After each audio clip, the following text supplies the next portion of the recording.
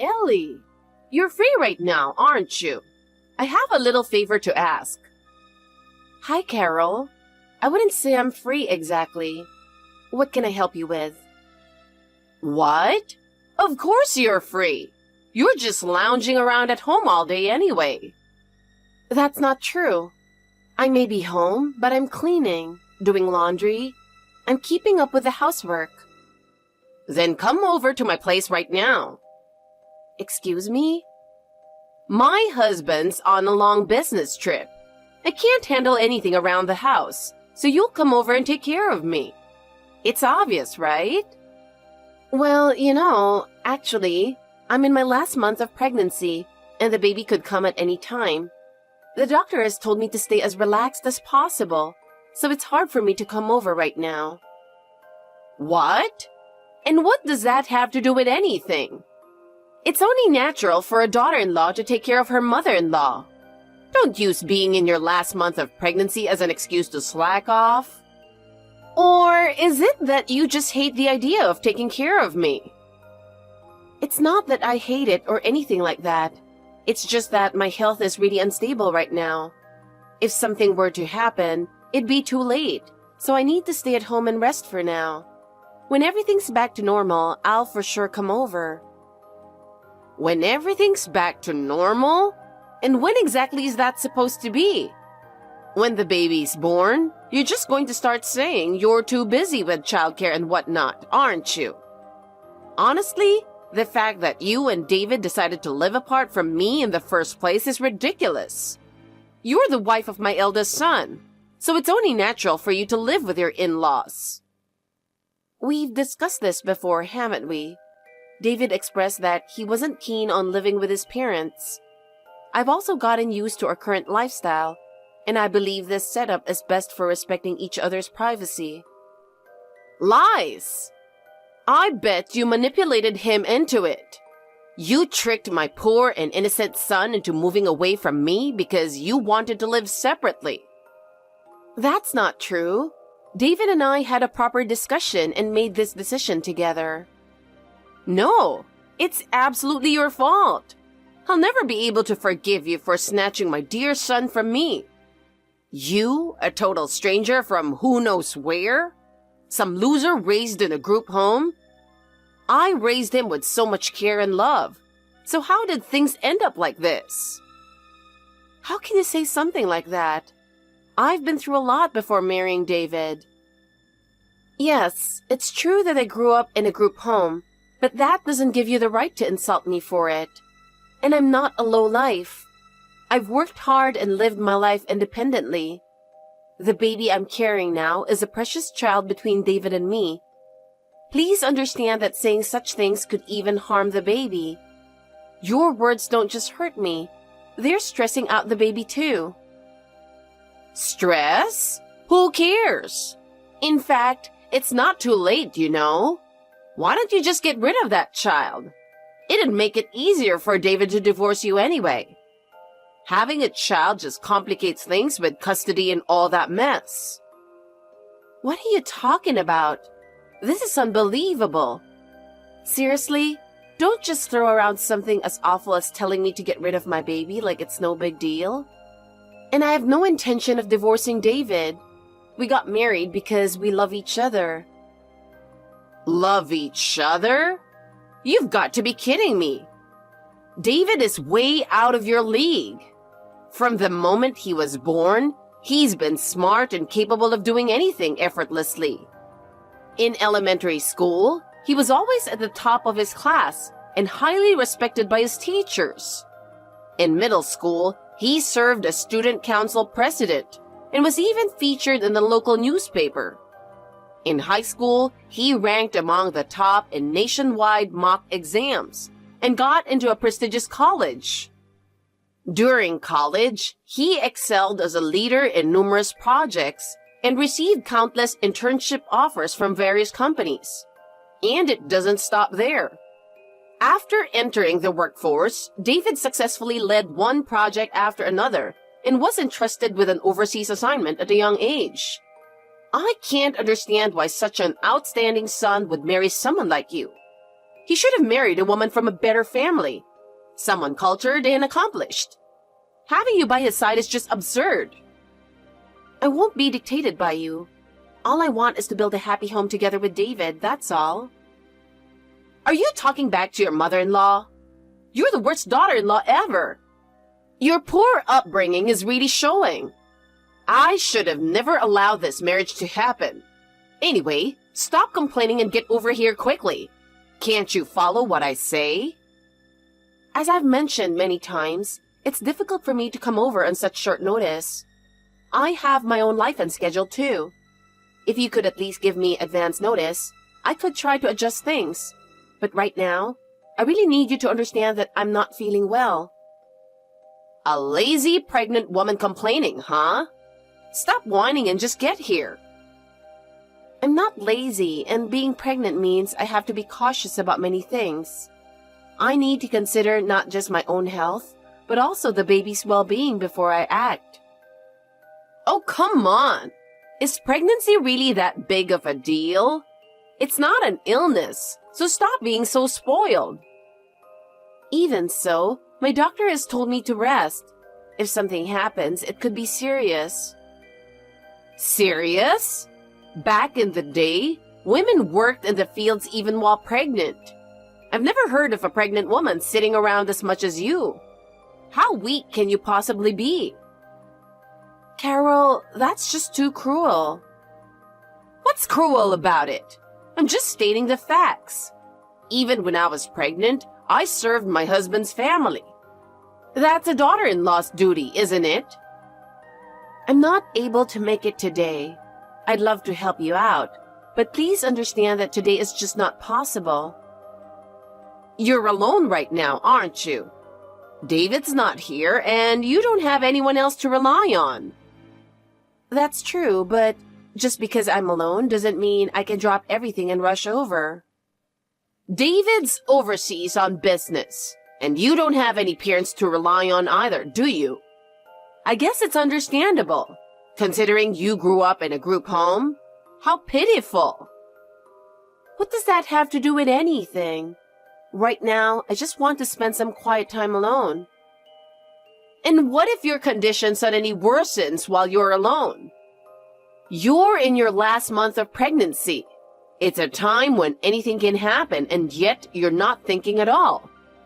If something happens to the baby, could you take responsibility for it? You're right. There are parts of this situation that make me uneasy. I thought so. That's why it's better if I'm by your side, don't you think? If something happens, I can respond immediately, and I'll even take you to the hospital. There's no one out there who cares as much as I do.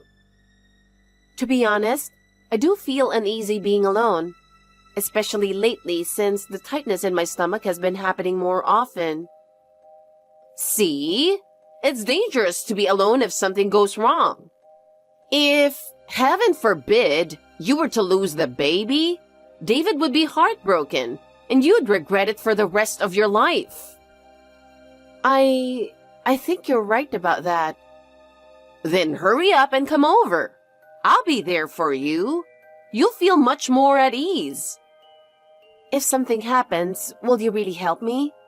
And you won't say anything cruel like before? Of course not.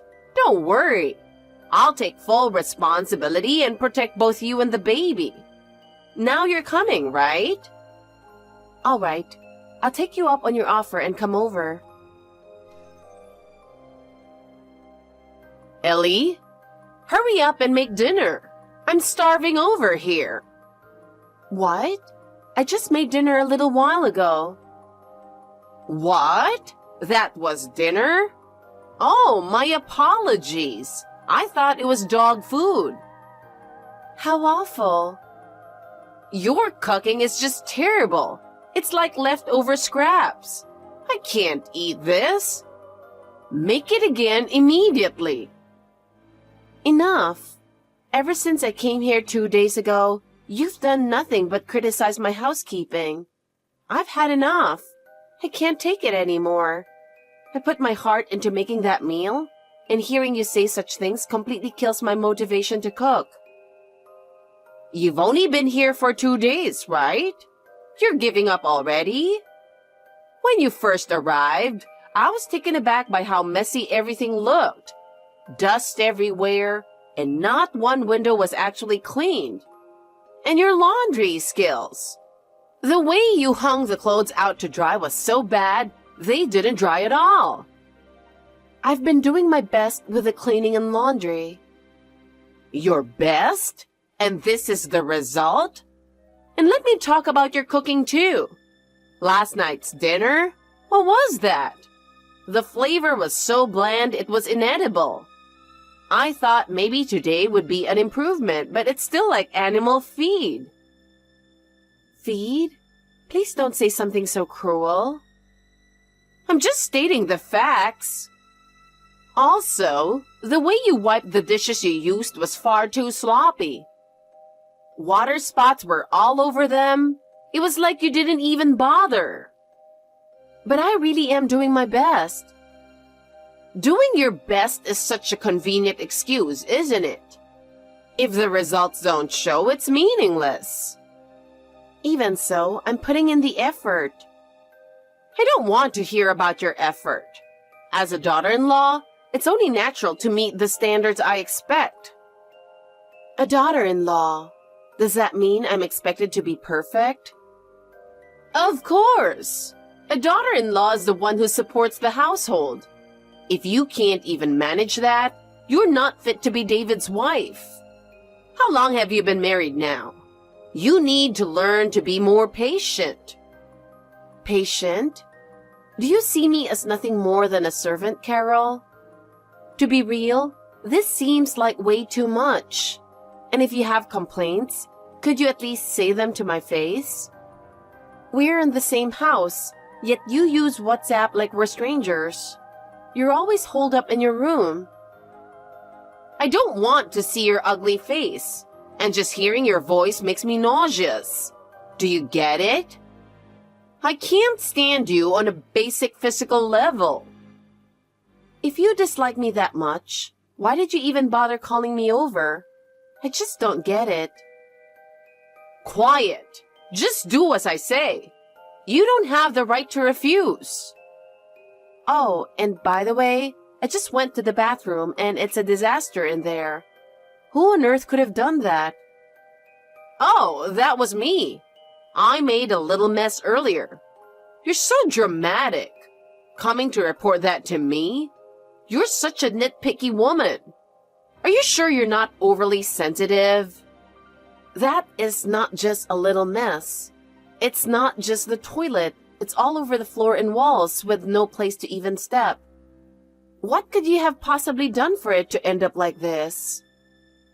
I guess things just came out with a little more force than usual. Stop making a fuss. Just clean it up quickly. How could something like this happen? It almost seems deliberate. Surely you didn't make a mess on purpose so I'd have to clean it, did you? How dare you? What a rude thing to say. But honestly, cleaning up filth suits someone like you. Carol, it's an emergency. Please come to the living room right away. What? Why are you panicking? My water broke. Your water broke? Jesus, how annoying. Just deal with it yourself. You promised to help if something happened. Don't make such a big deal out of something as minor as your water breaking. It's not minor. When your water breaks, you need to get to the hospital immediately. The amniotic fluid cushions and protects the baby, and without it, the risk of infection increases dramatically. Infection risks? Don't exaggerate. Women in the past didn't worry about things like that. That's not true. It's precisely because of modern medical advancements that we now understand how dangerous it is when your water breaks. If the amniotic fluid keeps leaking, the baby could suffocate, and in the worst-case scenario, the baby could die. This isn't just about my body. It's about the baby's life. More importantly, you didn't dirty the floor, did you? If my precious Persian rug got amniotic fluid on it, what are you going to do about it? This is not the time to be worrying about that. The fluid is leaking more and more. If I don't get to the hospital before the baby comes, it'll be truly dangerous. Yeah, you're such a bothersome woman. Just wait there for a moment. I'll come over in a bit.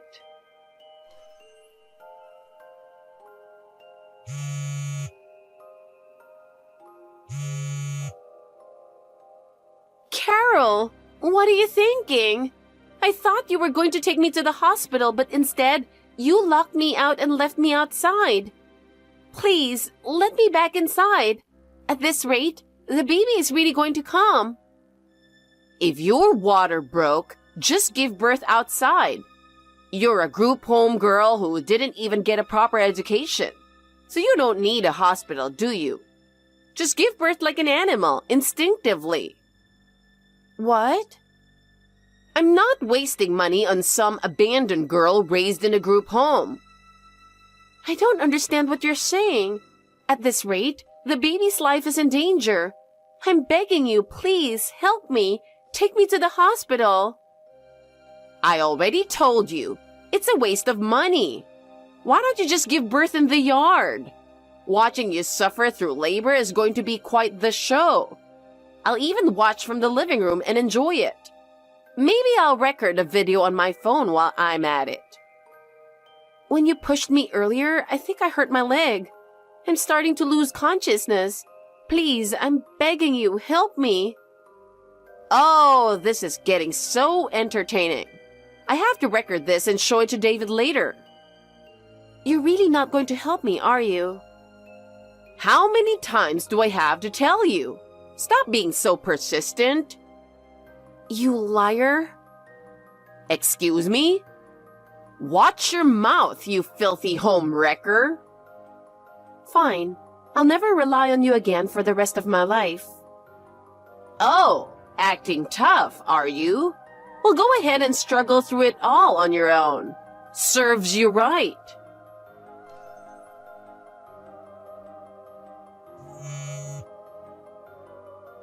Ellie, how long are you going to ignore me? I've been calling you nonstop since yesterday and you haven't answered once. You haven't even read my messages on WhatsApp. You're so persistent. How many times are you going to try contacting me before you're satisfied? I've received over 200 messages from you since yesterday, and my phone hasn't stopped buzzing. Thanks to that, I barely got any sleep. It's your fault for not replying. Ignoring my messages is so rude. Yesterday, I was in labor. I had no time for that. I gave birth to my child, risking my life. I'd appreciate it if you could understand the situation a little. I've just now calmed down and am resting in the hospital bed. Is there something you need? Who was it that took you yesterday? Suddenly, a fancy car pulled up in front of the house, and these wealthy-looking people got out and whisked you away. What on earth is going on? Explain it to me. Those were my adoptive parents. What? Your adoptive parents? That's right, my adoptive parents. Do you not understand what that means? That's not what I mean. You grew up in a group home, didn't you? There's no way a child raised in a group home would have adoptive parents. What kind of lie are you trying to pull on me? It's true that I lived in a group home until I finished elementary school.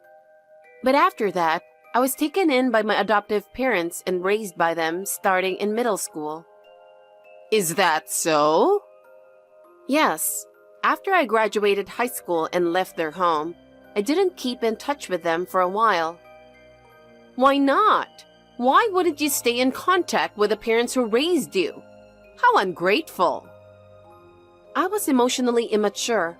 I had complex feelings about not being their biological child. Of course I was grateful to them, but I couldn't bring myself to fully rely on them. Looking back now, I realize how foolish I was. Then why did they come to pick you up yesterday? You hadn't been in touch with them, right? And showing up in a luxury car no less? What's that all about? I felt like my life was in danger, so I mustered up the courage to call them. They were the only ones I could turn to. What a stubborn woman! Reaching out to adoptive parents you've been distant from just to ask for help? I'm sure they found it to be a huge bother. Getting a sudden call from a daughter they're not even biologically related to must have been a nuisance.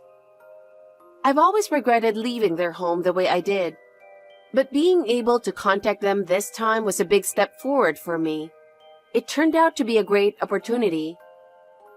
I don't care. Speaking of which, David also showed up at the same time, didn't he? Don't tell me. Did you contact David too? Yes, I contacted David because it was an emergency. Yesterday just happened to be the day David returned to the country. It was a coincidence that he arrived at the same time, but he came straight to me and I'm grateful for that. Calling your husband like that? How shameless! He's busy overseas and you made him come back just for you? You're such a troublesome wife. Because David was by my side, I was able to face childbirth with peace of mind. I'm really thankful for him. Thanks to that, I gave birth to a healthy baby. So, everything went smoothly then? Yes, the baby was born safe and healthy. Both my father and mother are overjoyed about their first grandchild. I'm really happy. So anyway, what are you planning to do with your adoptive parents from now on? It seems they've always regretted not being able to do more for me. They've said they want to support me in various ways moving forward. Support you? In what ways exactly? Why are you prying so much all of a sudden? It feels like you're trying to sniff out our family's finances, and honestly, it's unpleasant. Well, there's just something I'm curious about. What is it? Just say it outright. If you don't tell me, I won't answer anything either. Actually, I realized something yesterday when I saw your father's face. Could he be Michael Jones, the CEO of M&J Group? The one who's famous for being a billionaire? No way. So you figured it out.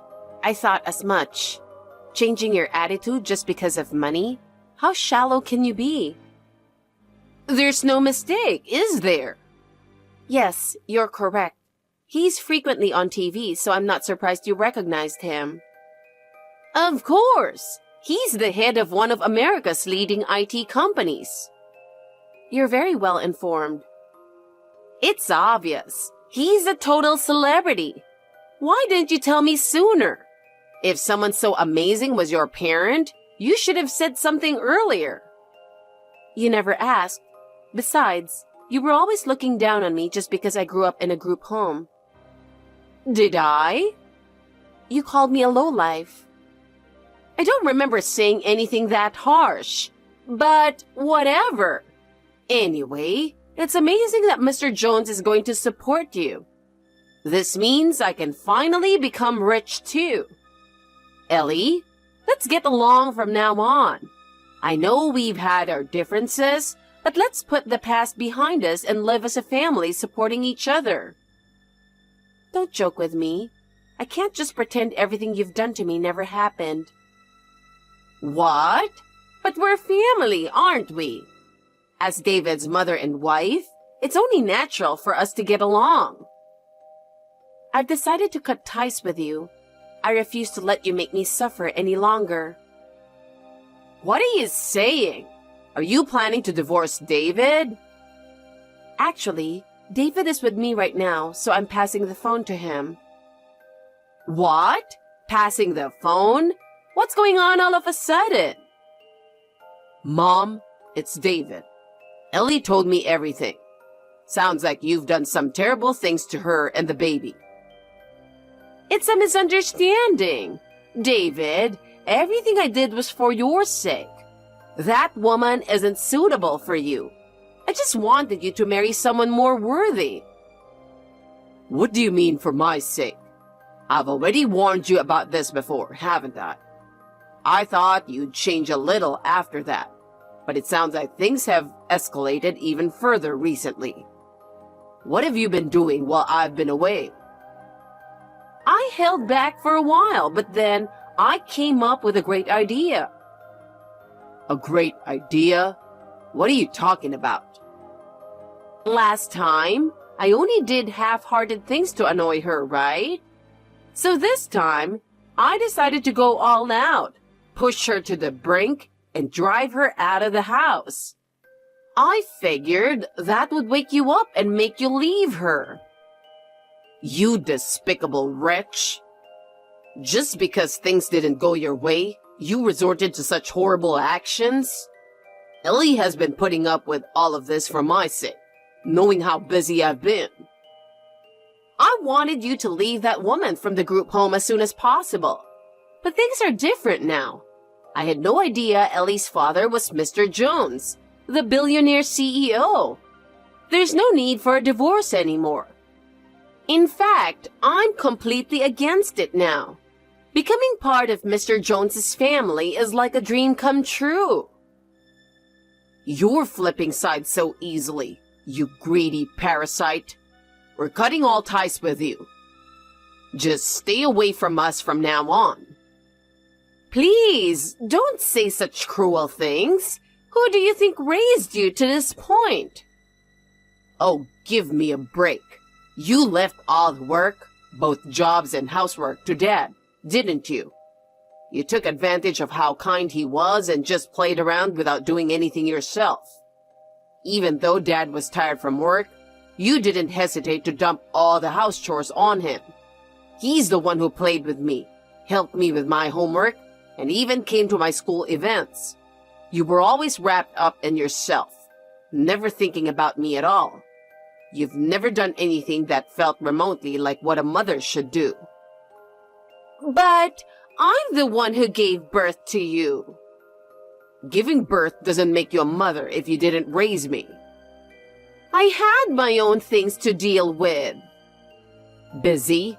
You were a stay-at-home wife who didn't even do housework. What could you possibly have been so busy with? Well, you know, social gatherings with friends, trips, spa appointments. Get out of the house now. I don't want to leave. Fine, then we'll move into a luxury condo. What? A luxury condo? Of course, Dad's coming with us too. Wait a second. Do you have any idea how expensive condos are? Where are you even getting that kind of money? Carol, it's Ellie. Have you finally understood the situation? Well, are you saying I've just been disowned by my family? Exactly. You'll leave the house and we'll be moving into a condo. Please don't contact us ever again. A condo? How much is the rent for a place like that? No matter how talented David is, there's no way he has enough money to afford a luxury condo. My adoptive parents offered to help arrange it, wanting to support us in any way they could. I knew it. But isn't David supposed to be working overseas? Do you really want to move into such a big place with only your baby? As David already mentioned, your husband will be living with us as well. And actually, David is set to return to America starting next month. What? David's coming back? His work overseas has been recognized, and he's been promoted to manager. Then let me live with you too. I refuse. Please, I can't handle living alone. It's too lonely. Have you forgotten everything you've done to me? You left a pregnant woman whose water broke outside and locked her out. It's too dangerous to live with someone like that. I promise I won't cause any trouble for you or the baby anymore. Please, I'm begging you, let me live with you. Didn't you say just hearing my voice or seeing my face made you nauseous?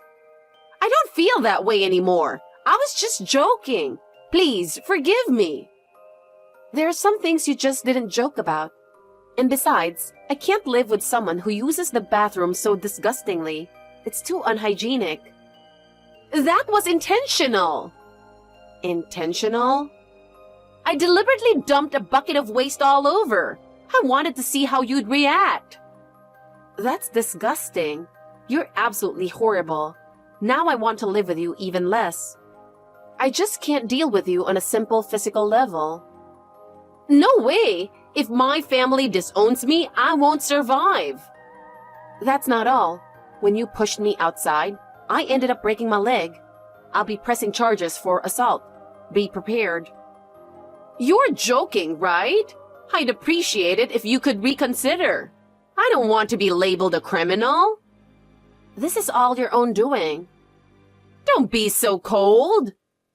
If anything, this isn't nearly enough punishment. I'll do anything, so please, forgive me. I'm begging you. No way. Goodbye. No, I can't survive on my own. After everything, Carol begged her husband not to divorce her. He had been at her whim for so long, but now he was determined to change things. The two of them divorced. Now, Carol lives all alone in a small, run-down old apartment. She's reportedly behind on rent and constantly gets yelled at by the apartment manager.